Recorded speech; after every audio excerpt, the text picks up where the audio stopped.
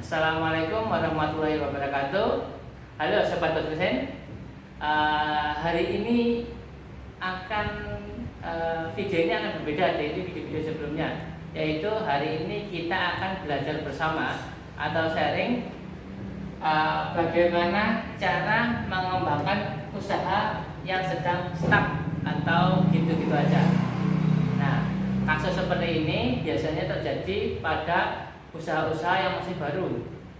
Biasanya usia usaha masih sekitar 1 tahun yang dikerjakan oleh sendiri atau home industry ya, dikerjakan sendiri atau mungkin dengan istri atau anggota keluarga. Nah, kita ambil contoh ini usaha produksi keripik tempe, bisa keripik tempe sagu ataupun keripik tempe asli yang dikasih tepung bumbu itu ya. Oke. Jadi usaha 1 tahun ini kita anggap usahanya udah berjalan dengan lancar, produksi lancar, pemasaran lancar, cuman masih area terbatas.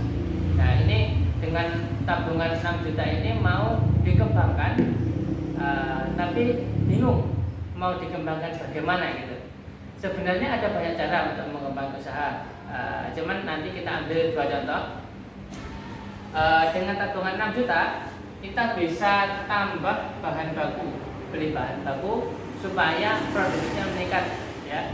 Otomatis kalau bahan baku meningkat, kapasitas produksi juga meningkat.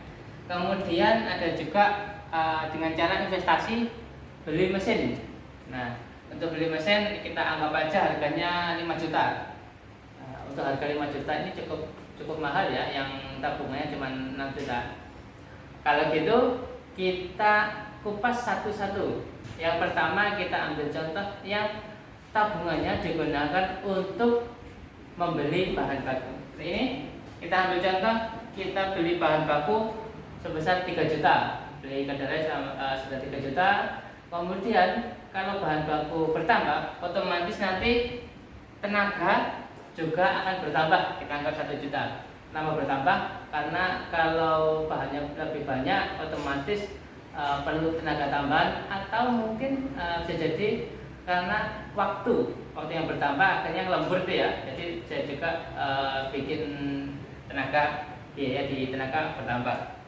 Kemudian ada kita anggarkan juga 1 juta untuk biaya tambahan, seperti misal untuk beli minyak, untuk beli LPG, untuk beli plastik kemasan dan lain-lain, kita anggarkan 1 juta. Kemudian yang pasti waktu juga akan bertambah lama. Nah, ini cukup riskan ya untuk waktu ini. Kenapa? Apabila waktu terkuras untuk produksi, nanti jadi untuk pemasaran akan berkurang. Memang kalau kita tambah tadi bahan baku, yang pasti keripik tempenya produknya akan meningkat. Cuman kalau peningkatan produksi ini tidak diimbangi dengan pemasaran yang baik, ini akan terjadi cukup fatal, yaitu stok menumpuk tapi penjualan akan berkurang karena waktu untuk penjualan tadi tersita untuk produksi ya. Nah, kalau begini bisa-bisa stok banyak menumpuk dengan waktu yang lama. Karena ini makanan, ini akan ada masa expired, atau kadaluarsa. Ini sangat berbahaya karena produk makanan bisa expired tadi yang akhirnya bisa rugi. Jadi memang untuk produksi besar, cuman untuk pemasarannya menurun, yang akhirnya rugi karena expired tadi. Nah, ini bisa rugi karena pemasaran menurun. Ya, jadi di sini kalau produksi meningkat tapi tidak diimbangi dengan pemasaran yang dinaikkan juga, risikonya akan rugi karena expired. Nah, kita beralih ke contoh yang kedua, yaitu beli mesin. Ya, memang sih harganya cukup mahal ya, karena tabungannya terbatas 6 juta. Gak apa, kita ambil contoh dulu, harga mesinnya 5 juta. Ini ada sisa 1 juta. Nah, sisa 1 juta ini kita belikan bahan.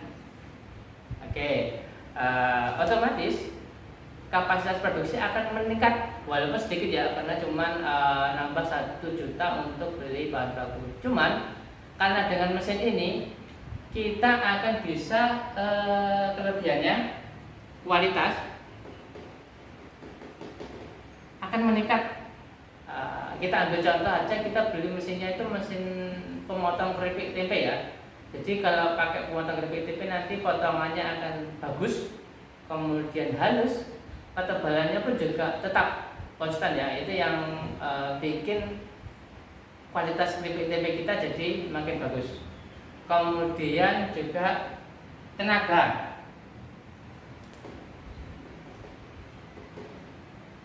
Kita akan bisa menghemat tenaga karena menggunakan mesin itu bisa lebih cepat. Jadi bisa waktu produksi dan tenaga produksi kita akan bisa hemat di situ. Karena biasanya kalau tidak pakai mesin, misal pengerjaan selama 6 jam, setelah pakai mesin kita bisa hemat selama 4 jam. Jadi tenaganya juga bisa dihemat dan juga yang pasti waktu kita juga bisa hemat waktu. Nah, ini yang cukup penting. Kenapa? Dari kasus yang pertama tadi, waktunya meningkat sehingga mengurangi waktu untuk pemasaran. Jadi kita menghindari kesalahan yang pertama ya. Jadi waktunya ini untuk produksi ini berkurang sehingga bisa digunakan untuk pemasaran. Nah, jadi kalau kita punya waktu tambahan untuk pemasaran, nanti produksi akan meningkat. Walaupun nggak banyak ya, tadi karena ditambah cuma 1 juta, cuman kita bisa fokus ke pemasaran. Oke, yang akhirnya produksi meningkat, penjualan juga meningkat. Ini bisa menghindari stok berhenti ya, sehingga kalau produksi lancar dan juga penjualan lancar, ini menghindari stok expired. Nah, seperti itu. Jadi kita akan mendapatkan keuntungan lebih dengan dana tabungan 6 juta tadi ya. Jadi produksi meningkat dan juga pemasaran juga meningkat. Oke, kita lanjutkan.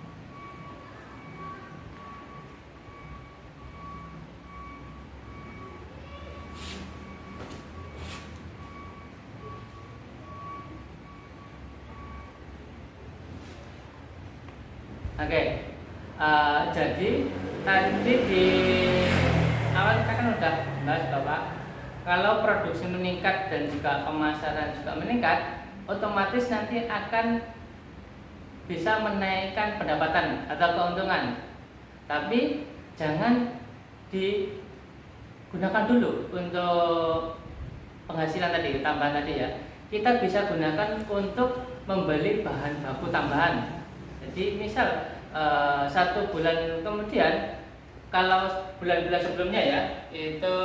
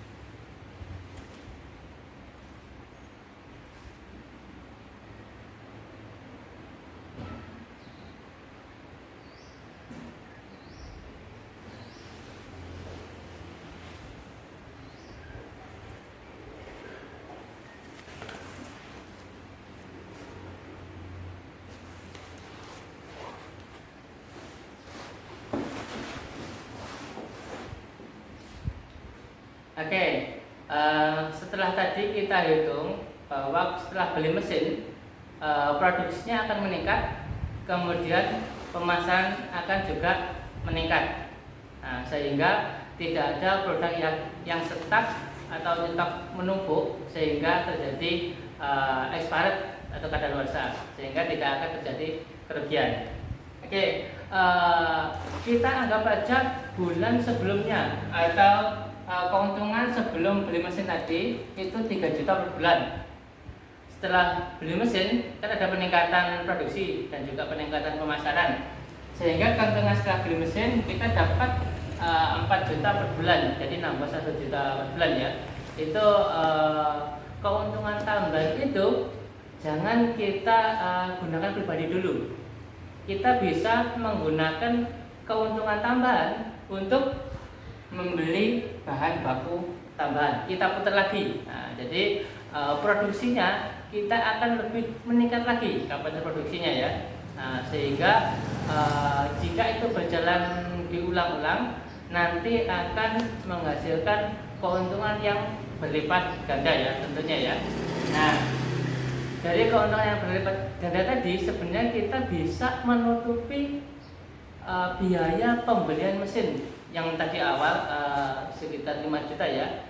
Kalau keuntungan tambahannya 1 juta, mungkin sekitar 5 atau 6 bulan ke depan sebenarnya biaya untuk membeli mesin tadi sudah tercover. Nah, apabila keuangan untuk membeli mesin tadi kita gunakan untuk membeli bahan baku lagi, itu pasti bisa meningkatkan kapasitas produksi yang pada akhirnya produksi akan meningkat karena menggunakan mesin ya. Jadi proses produksi itu akan lebih cepat, kualitas juga akan lebih baik, kemudian waktu juga akan lebih singkat. Dan kemudian karena waktu yang untuk produksi itu bisa diminimalisir sehingga bisa fokus untuk pemasaran yang akhirnya pemasarannya pun juga akan meningkat. Nah, jadi apabila produksi itu sudah meningkat, pemasaran juga meningkat, tidak ada produk yang sampai stuck dan juga kadaluarsa, jadi perputaran lancar yang pasti pada akhirnya akan membuat usaha jadi berkembang. Nah, untuk sharing kali ini jadi seperti itu ya. Mungkin ada teman-teman yang punya masukan-masukan yang lain ataupun sharing-sharing pengalaman, bisa langsung ditulis di kolom komentar ya. Nanti kita bisa sharing-sharing bersama untuk usaha yang lebih baik. Oke, saya akhiri, cukup sekian. Wassalamualaikum warahmatullahi wabarakatuh. Salam Bos Masjid.